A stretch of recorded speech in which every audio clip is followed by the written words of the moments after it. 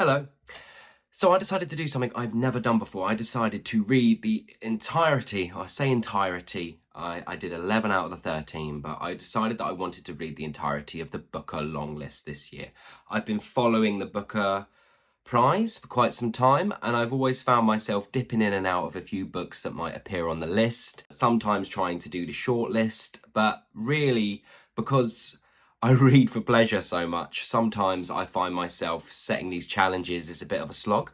So I decided this summer, or when the long list was announced, that I was going to read the entirety of it. That was my plan. And I was just doing it for myself and with a friend or a couple of friends, and we would just chat about what we what we thought might be the running themes throughout everything and what we were enjoying and whatnot, and that we would all at the end have a little a prediction of what we wanted to be the shortlist. We decided to stick to what we wanted to be the shortlist as opposed to what we think might be the shortlist, because then we start having to second guess what we think the zeitgeist is in culture at the moment and what we think the panel might be looking for. And we thought, no, we would just simply stick to what we would have wanted to be on the shortlist. And as the shortlist is announced tomorrow, I thought, you know what? I'll just put a YouTube video up and share my thoughts and feelings, and anyone who stumbles upon this video can sort of share their thoughts and feelings of what they think should be on the shortlist as well. So anyway, here we go. So first up we have Trust by Hernan Diaz. Now this is a novel that is split into 4 stories, 4 kind of varying in length stories that follow the journey of a Wall Street businessman and his wife in the lead up to the Great Depression. I won't go into too many details about it. I know this book split a lot of people. Like Marmite, some people loved it, some people hated it. I think everyone was in agreement that the first story is somewhat of a slog. It's very, very dry, it's very matter of fact, and it's the longest story of all of the ones in the book. So I can see why a lot of people switched off. But for me, I really, really like this book. And I think you need the facts, you need the dryness of that first story in order to elevate and highlight just the peeling away of the layers of the other stories and what the other stories reveal. Now, it's not too unique a structure, but it was different enough, especially compared to everything else on this long list, that I really enjoyed the idea of reading between the lines, of learning that actually history, especially from those who are rich and powerful, is always going to be skewed, and actually we're never really going to know the essence of what a story is and who to trust in the stories and the storytellers. And I found that a really good reading experience, a really enjoyable reading experience. But I am in agreement that that first section is a little dry. It's a little dry. So if I was to do a star rating, I know rating systems in general are a little bit weird. Some people sort of like them and need them. Some people hate them because it's very hard to kind of condense something down into some stars out of 5. But if I was to give Trust an out of 5 star rating, I would give it a 4. I thought it was really interesting. I learned a lot. And as the story slowly peeled away at what could possibly be the truth or what we should trust to be the truth, I found myself getting deeper and deeper and more invested in these 2 people. So yeah, highly recommend. Next up we have Small Things Like These by Claire Keegan, which follows Bill Furlong, a coal and timber merchant, I believe, from memory. And it follows the lead up to his busiest season of the year, which is Christmas, and his interactions and this kind of sort of the silences or this sort of ominous presence that the church has in this community. I won't go into too much more. I thought this was a very good book. It packs a lot into its very small page count. I found the writing to be beautiful. I found it to be poetic.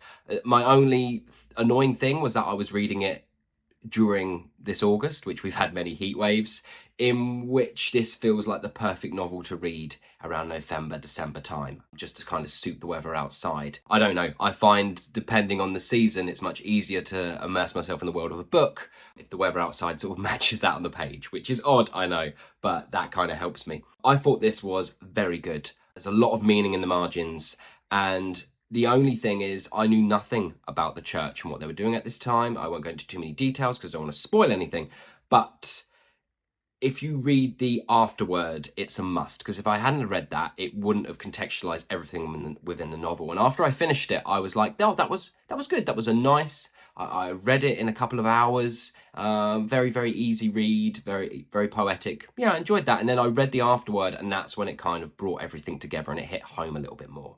So yeah, very enjoyable read. Claire Keegan, Small Things Like These, I would say is around a 3.5 stars out of 5. The Trees by Percival Everest. Whoa, I had no idea. I've never read any of this author's work before. I had no idea what was coming at me, and I did not expect this at all.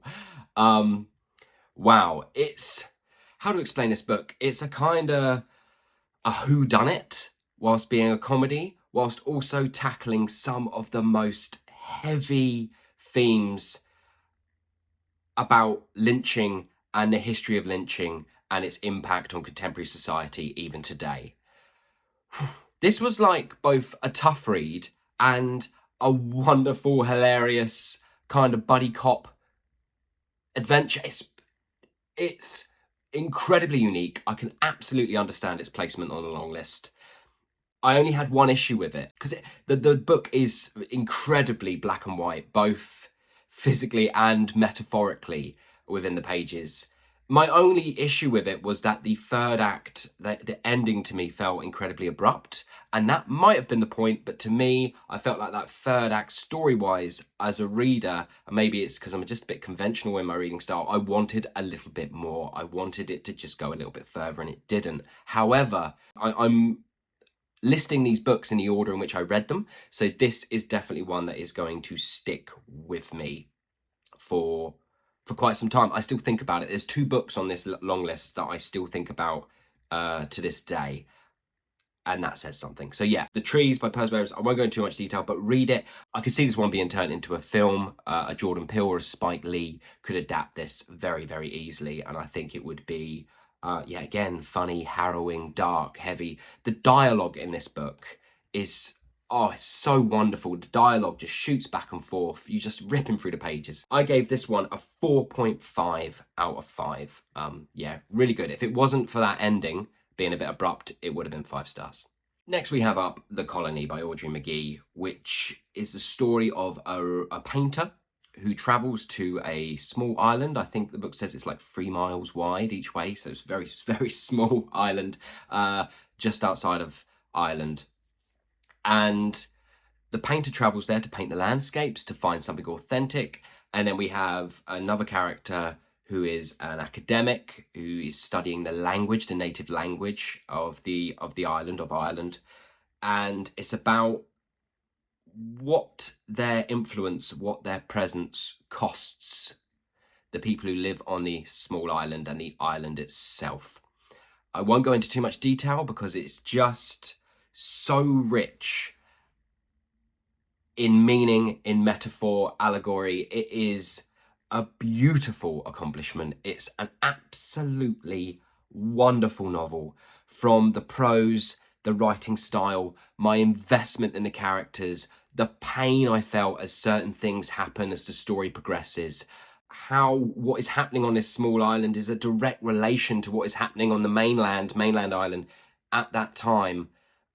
I thought it was beautiful. I don't know what to say. I'm going to say it now, sort of ruin what I'm going to do at the end of this video, but this is the book that I would like to win the Booker Prize. Nothing on this list impacted me the way that this book did. Yeah, it's just a bit of a gush fest. I only had one small gripe with it.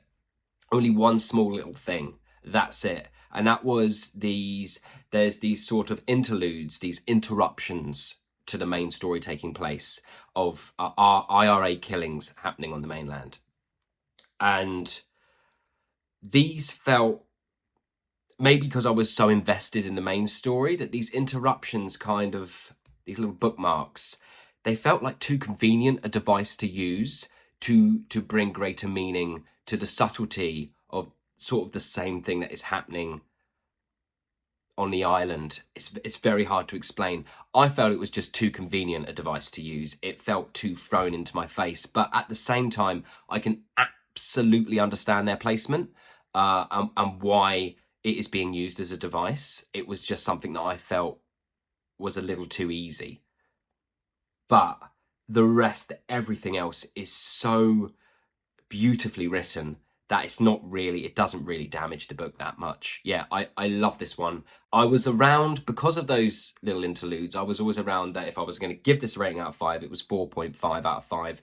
But actually, how much I still think about this novel, I think I'm going to say, yeah, it's a 5-star. It's a 5-star novel, and definitely read it. It's great. Next up is Oh William by Elizabeth Strout, which I believe is a sequel. It's the 3rd book based around the main character, Lucy Barton. I believe the first one is about her growing up and her relationship with her mother and her family and what happens there. I haven't read it, so I don't know. I really don't know, but I believe that's kind of what the first book is about. I believe then there's a second book, which is a load of short stories based around where she grew up. I could be totally wrong, so in the comments, let me know. And this book follows her in her sort of later life. I have actually completely forgotten what age she is in the novel. She's middle-aged. I'm saying she's middle-aged. It centres around a journey she takes with her ex-husband. I actually was surprised by how much I enjoyed this book. I remember reading some things about a few people saying they were surprised it's on there. And I think that might be because it is the most simple and straightforward in its structure and the way it tells its story. It's not doing anything too crazy. It's not too experimental. It's very accessible. It's very easy. It's a very easy read. But actually, I really love the writing style, and I really love the way she can make the mundane, those small idiosyncrasies within a human life, feel quite large and feel quite meaningful and beautiful. And I really, really enjoyed that. I found myself utterly connecting to her as a character, to William as a character, to their story, to their family, the layers of their family tree. I love the detail that it goes into. I felt absolutely, or utterly should I say, wrapped up and invested in her life. I will, when I get the time, go back and read that first book, and I believe another one has just been released really recently, which follows directly on from the events of this book. As I said, I've not read any of this author's other work. I know, is it Olive Ketteridge? Is that? I think Olive Ketteridge, I could be wrong, is one of the book that made her quite popular. I know it's turned into a HBO miniseries. Anyway, I'm rambling now.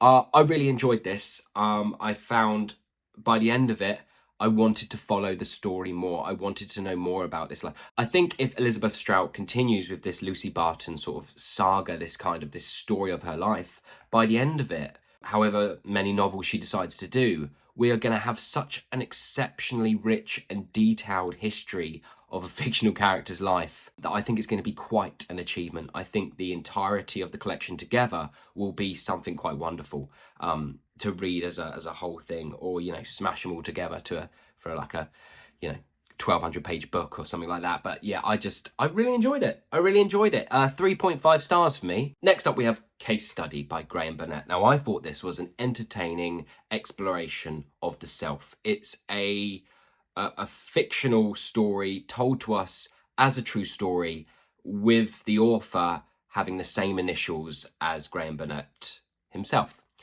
Which would probably lead a lot of people to thinking that this was actually a true story. It's written so well in that way that I had to Google it. I had to be like, is this actually a true story? Is it not? But it's not. And I don't think that matters whether it is or it isn't, and whether you buy into that or you don't. I don't consider me telling you that a spoiler, because that's not anything to do with the details of the story itself.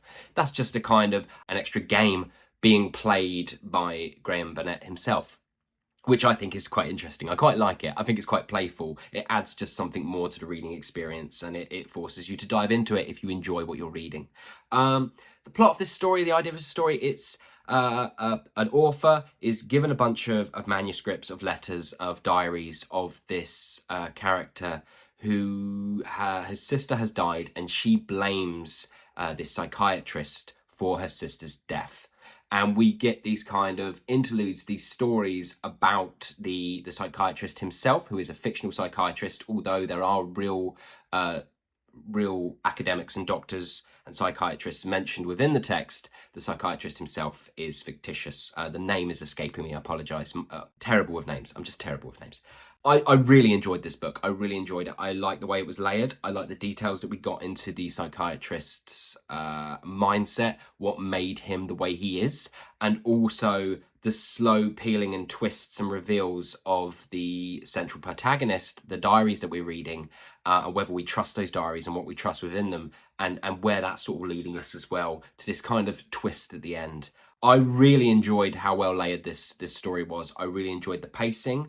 I found the characters fascinating. As despicable as the psychiatrist is, I found myself wanting and needing to read more about this character and diving deeper into the reasons and why he is the way he is. Yeah, I won't go into too many more details because I feel like if you dive too deep, you kind of spoil the experience of this book case study. But I very much enjoyed it. What have I given it? I gave it 4.5 out of 5. On reflection, that might be a bit too high. It's probably maybe a 4-star novel, but I don't know. This one just really clicked with me. I read it in a day. I was able to smash through it. Case study, definitely worth a read in my book. Next up is Booth by Karen Joy Fowler. We've hit the first book that I did not enjoy, which is a shame because I really enjoyed... What's the other book by her? We Are All Completely Beside Ourselves. I thoroughly enjoyed that book. I really enjoyed that book. I thought it was a very good book. This one... It's too long. It is insanely overwritten. It follows a bunch of characters. Well, it's about John Wilkes Booth, who obviously assassinated Abraham Lincoln, but it's about his dad and the family, the Booths in general, and their entirety of their family and their sort of their family line, and it follows them for a passage of time leading up to the assassination of Abraham Lincoln. I don't know, some people may read this and really like it. I found there was nothing to grip onto with the family at all. I hated them all. I thought, if you consider what else was happening in that time period and the struggles of people in that time period, their struggles and worries were from such a place of privilege that it felt whiny. I constantly kept going, you are so more privileged than 90% of everyone else trying to survive during this period in history, that it felt quite pathetic. And I wasn't able to emotionally invest because I felt like, well, I don't care about you. I really didn't like this book. I don't know what, it's just going to be a bunch of me kind of I don't know why it was on the list. The writing style, it's just really, really overwritten. I think it could have been, it needed an editor, really. I think this could have been a 250, 300 page book. Still probably wouldn't have been that good. But I don't know. I don't blame the writer. I don't blame the author, because from reading her previous book, the other one, We Are All Completely Beside Ourselves, she's a very, very, very talented writer. I just think the subject matter that she has decided to latch onto just isn't good. And if your subject matter that you're drawing from, that you're writing a piece of historical fiction around, isn't very good, then yeah. I mean, the only thing I gathered from it is that, you know, an alcoholic father who is nihilistic with a giant ego passes those sins down onto his children, creating a bunch of other egomaniacs who only really think about themselves, even when they're passing off deeds for others as a kindness, is still from a completely selfish place. I don't know. Not for me. What did I give this? I gave this 2 stars, and the only reason I gave it 2 stars rather than 1 is because it was quite interesting to learn about, historically, the world of theatre at that time, and plays and acting. I didn't know any of those things. Actually, I learned a fair amount from those elements of the book, which feature quite heavily throughout, which was good. It was my one thing that I could latch on to, which was the one reason that I didn't stop reading. Next up, we have Treacle Walker by Alan Garner. I've never read any of this author's work before. He is the oldest author on the list. I believe the author of Nightcrawling is the youngest author to ever be on the long list. And here we have Alan Garner, who is the oldest. to ever be on the list. I did not enjoy this book. It's a children's book, no matter how much the author might be trying to tell you that it's not a children's book. It's a children's book. I didn't like the story. I thought it was poetically and well written. That's it. This was such a nothing book for me. There was nothing in it that I could really latch on to. I found it was a sort of fable, a sort of fantasy fable. My God, there are so many sort of fantasy books, small, short, little, poetic, beautiful fantasy books written this year, and I won't go into detail because it will make this video longer than it already is, that are 10 times better than this book. I don't know. I read this and just found myself having to go back 3 pages because I was like, my God, I don't care. I thought it was, I just thought it was bad. I just thought it was bad. I thought it wasn't a good example of kind of fable storytelling, fantasy writing. And it was a children's book, and it's one I still wouldn't recommend to children. What did I give this? 1 star. I don't know. I'm not going to go into details of the plot and what it's about, because it's about a young kid who loses his sight, always has problems with one eye, and he can see a different reality. And oh God, I didn't care. No, not for me, this one. Not for me. Next up, we have The 7 Moons of Maali Almeida by Shehan Karunatilaka. I've butchered every name there. Sorry, dyslexic brain. It struggles. But yeah, so I really enjoyed this book. It's a sort of magical realism covering so many heavy themes whilst still finding tons of humour in the writing, the dialogue, the way the character was built, the style and the prose and its delivery and its ideas on religion, everything within it, I was just utterly sort of invested in and really, really enjoyed. Now, I'm not going to lie, this was the hardest of every book on the book along list for me to get into. It took over 100 pages for me to kind of gel with the style. That might be because I didn't know a lot about Sri Lanka and its history. So I was constantly stopping and looking things up and trying to understand names used, the impact of the war and the struggles happening.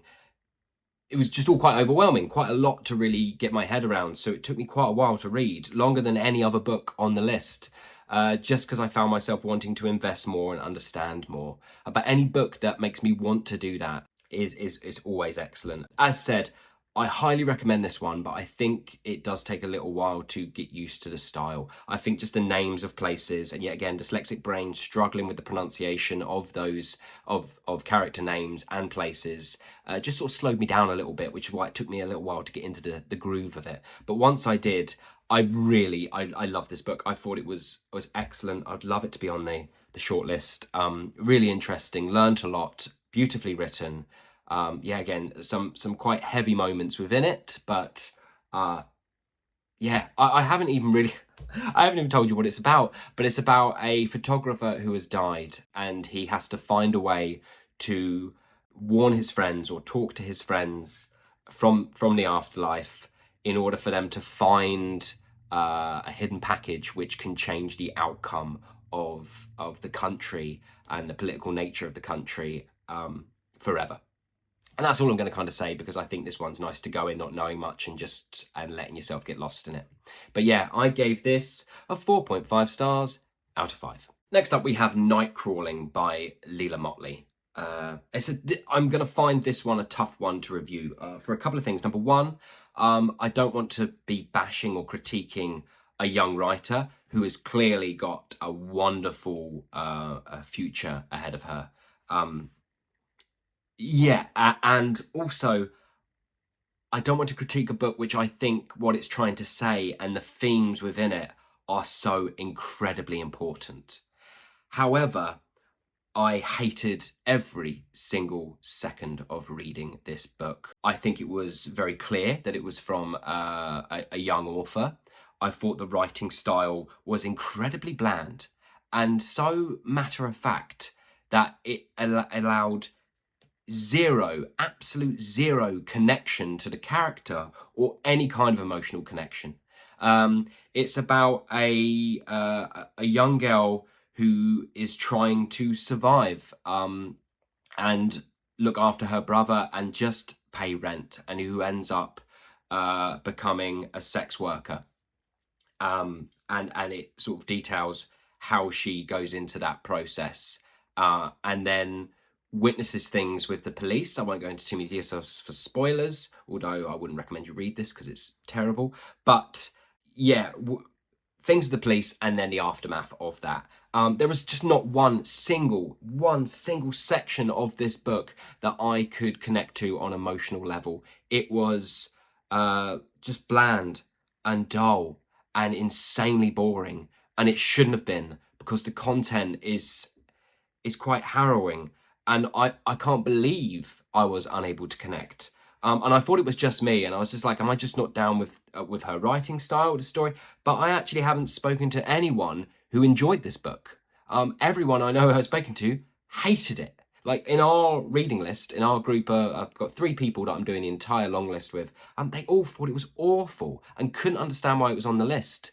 And actually, it's strange. I think watching reviewers on YouTube, people in the States seem to be connecting to this a lot more than UK reviewers. And maybe it's a culture thing. It's something that you can connect on to more. But I don't know. I read a lot of stuff from many different countries and always find things to connect to. I think mainly for me, it was just that the writing was very, very bad. It wasn't poetic. It was bland. It was matter of fact. It was just following a bunch of details and things happening, and there was no kind of insights into that kind of emotional core connect to me to what was happening. And if that was the point, that these lives just happen, these things just matter-of-factly build, then okay, but it didn't make for an enjoyable reading experience, so I'm so sorry. But yeah, 1 star I've given Nightcrawling. If it makes the shortlist, my jaw will drop. I just don't get it. The final book I read on the Booker long list is Glory by NoViolet Bulawayo.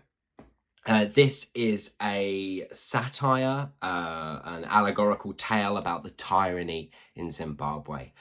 It takes all of its, or a lot of its, inspiration from Animal Farm, or Orwell's Animal Farm, in which all the characters are played by animals. I did not like this novel at all. I found the writing style to be quite boring, weirdly overwritten. There's like a line in it. There's just so many, the phrasing and the way things are put is just odd, but not in a kind of poetic way or a way that hits home at the politics of what's happening. It's just, I found the writing style really did not connect with me whatsoever. And I found it almost impossible to connect to the satire and the politics and the story being told. It was, I just found it really hard. What I didn't like is in George Orwell's Animal Farm, they're animals. In this one, are they animals, are they not animals? Because they're animals, but they also do very human things with, like, they all of a sudden have hands and they do. So I just didn't like that the form was being broken. And I didn't feel like breaking that form added. I feel like the choice to make them animals was pointless if you are going to break that form. If you decide to implement it as a form that you are going to use, don't break it, because if you break it, what is the point? What's the point in using it? I didn't like it. Now, I might blame Booker Longlist fatigue for my kind of becoming more critical. If you've watched this video all the way through, which if you have, bloody well played. But as I've sort of gone through this list, I found myself becoming a little bit more critical of the works that I'm reading.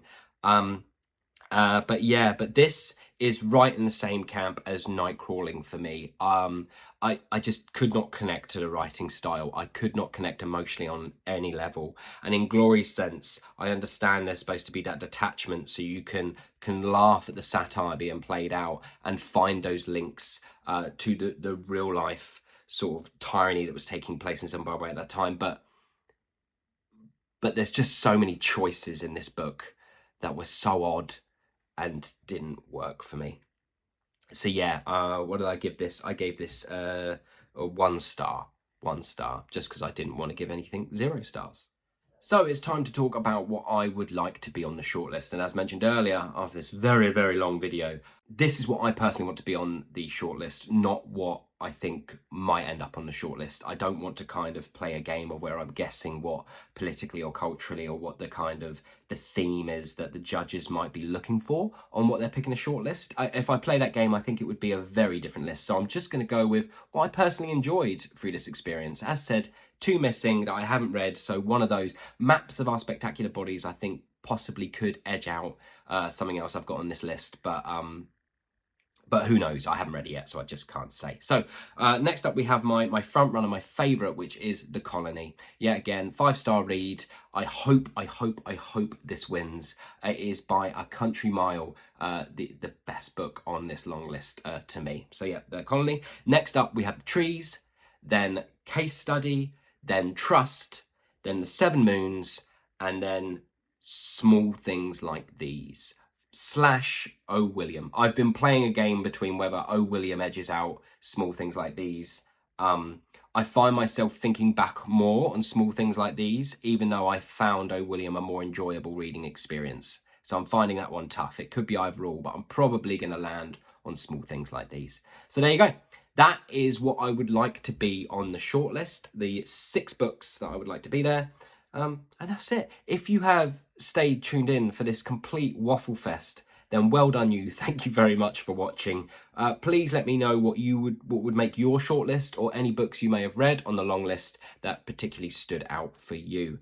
Yeah, wasn't that a slog? Right, well, thank you for watching again, and see you on the next one.